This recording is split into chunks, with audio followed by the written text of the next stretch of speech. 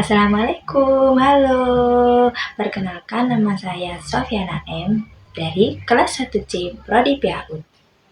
Apa kabarnya hari ini? Semoga sehat selalu ya. Di video kali ini, kakak akan menjelaskan tentang turunnya Al-Quran atau Asbabun Nuzul. Ayo, di sini siapa yang sudah gak sabar dengernya? Disimak videonya ya. Tapi sebelum itu, marilah kita baca doa sebelum belajar terlebih dahulu. Bismillahirrahmanirrahim. Rabbi zidni ilma warzuqni fahma. Artinya, ya Allah, tambahkanlah ilmuku dan perluaskanlah kefahamanku. Amin.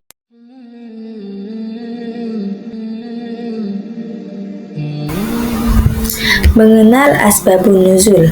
Secara bahasa, asbab atau sebab, dan nuzul atau turunnya.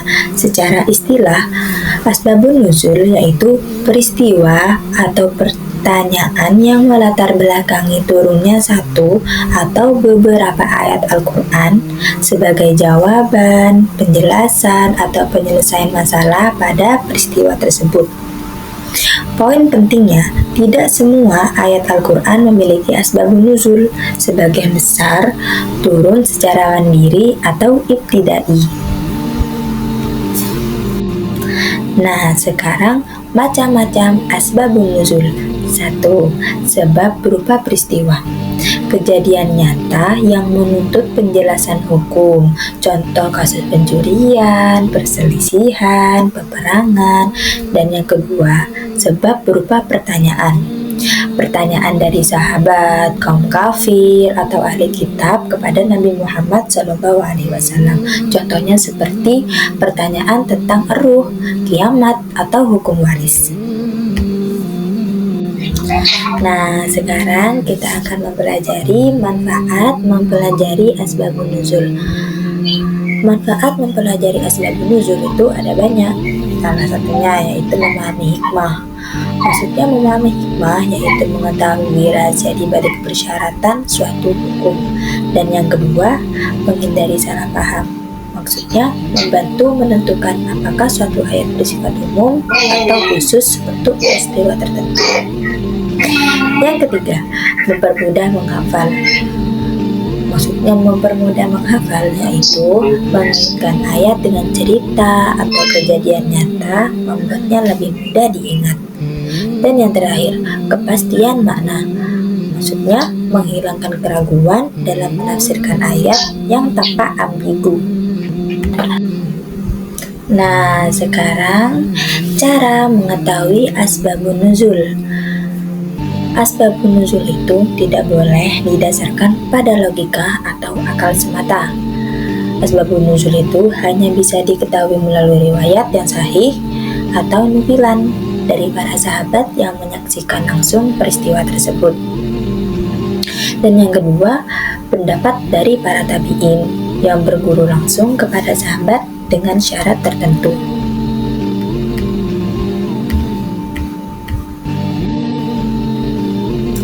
Nah, berikut ini adalah contoh kasusnya. Contohnya dari Quran surat Al-Lahab surat ke-111 yang berbunyi Bismillahirrahmanirrahim. Tabbat yada abi lahabin wa tab ma auna anhu maluhu wa ma kasab sayasla naran zata lahabin wa imra'atuh hammalatal hatab fi jidha hablum masad. Nah, maksud dari ayat tersebut yaitu asbabun nuzulnya ketika Nabi Muhammad SAW berdakwah di Bukit Safa. Abu Lahab menghina beliau dengan berkata, "Celakalah engkau Muhammad, apakah hanya untuk ini engkau mengumpulkan kami?" Nah, itu nabi dan ancaman bagi Abu Lahab. Kesimpulannya, asbabun nuzul adalah jembatan untuk memahami pesan Tuhan secara konstekstual. Tanpa memahaminya, seseorang berisiko salah dalam menerapkan hukum Al-Quran di kehidupan modern.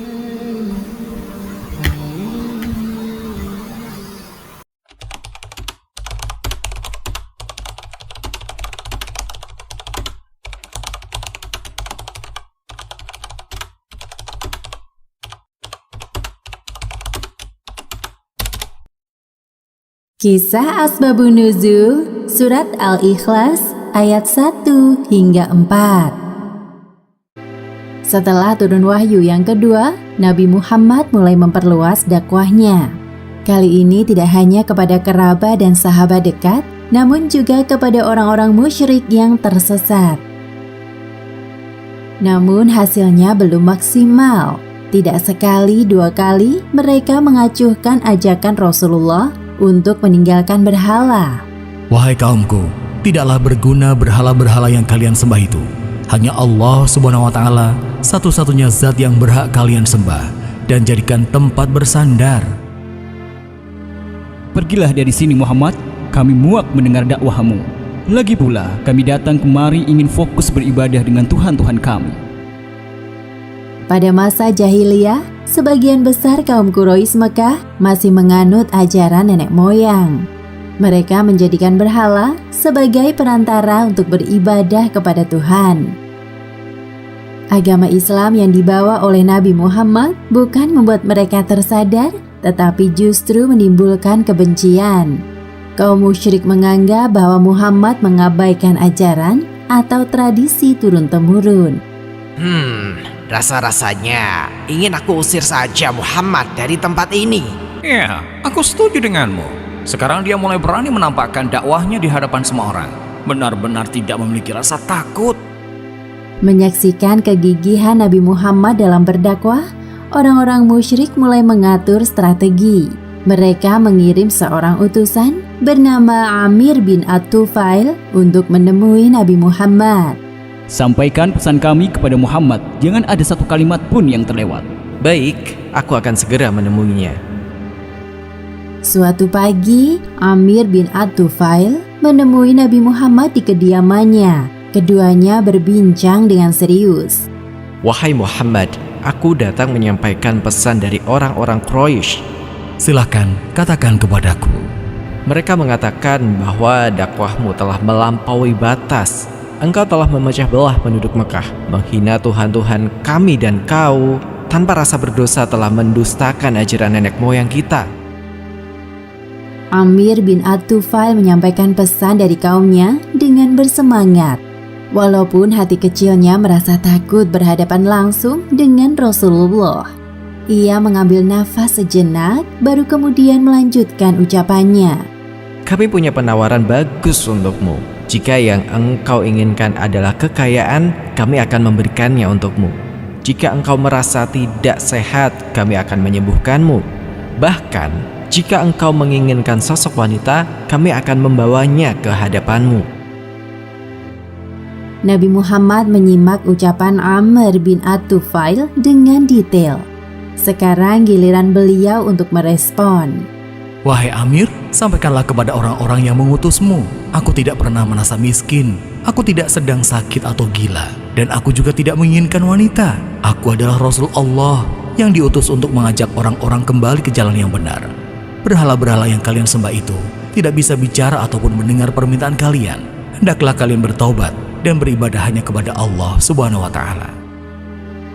Amir tampak malu mendengar penolakan dari Rasulullah.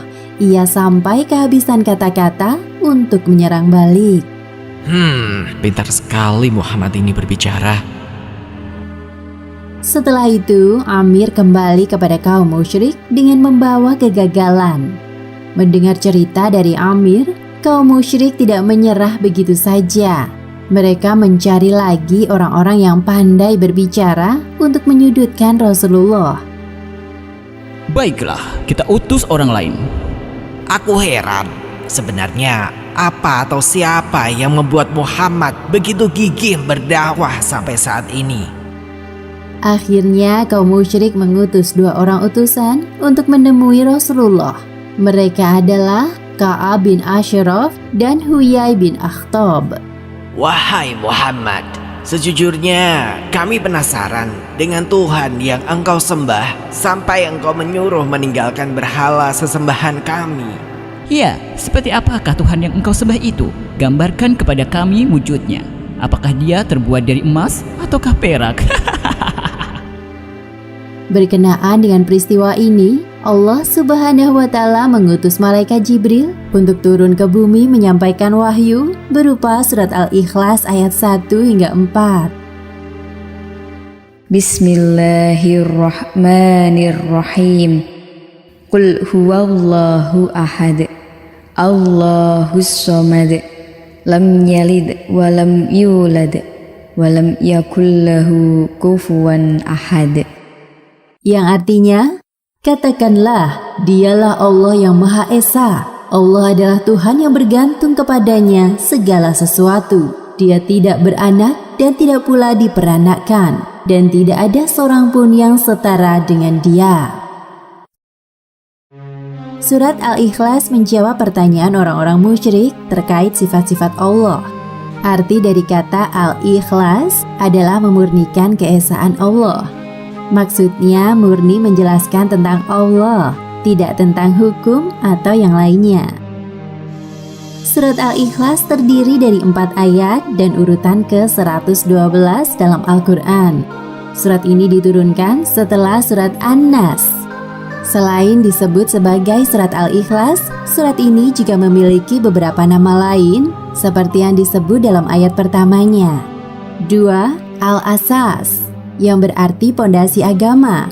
Ketiga, At-Tauhid, seperti penjelasan tentang Tauhid dalam surat ini.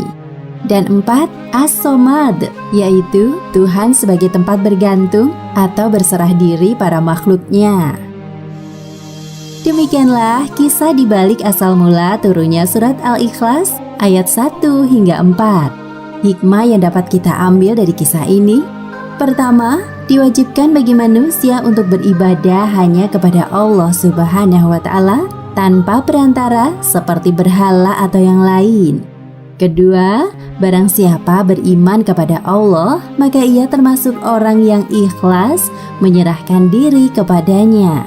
Dan ketiga, hendaknya membaca surat Al-Ikhlas bersama dengan surat Al-Falaq dan surat An-Nas sebelum tidur, seperti yang dicontohkan Rasulullah Sallallahu Alaihi Wasallam. Wallahu alam. Alhamdulillahirrabbilalamin. Selesailah presentasi pada hari ini. Semoga apa yang disampaikan tadi bermanfaat bagi kita semua. Amin ya rabbal alamin. Kurang lebihnya saya mohon maaf. Wabillahi taufiq wal hidayah. Wassalamualaikum warahmatullahi wabarakatuh. فبالله كم تستطب القروح